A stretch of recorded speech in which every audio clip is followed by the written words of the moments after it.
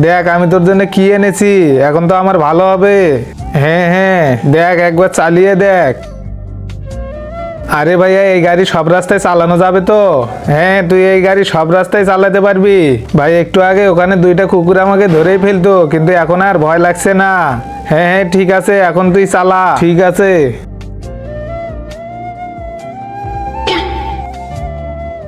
আচ্ছা ঠিক আছে ভাই, তাহলে তুই এবারকার চালা। আরে বাহ, সেই তো। আরে গাড়িটা দেখি অনেক জোরে চলতেছে। আরে এখানে দেখছি রিমোট কন্ট্রোল কার।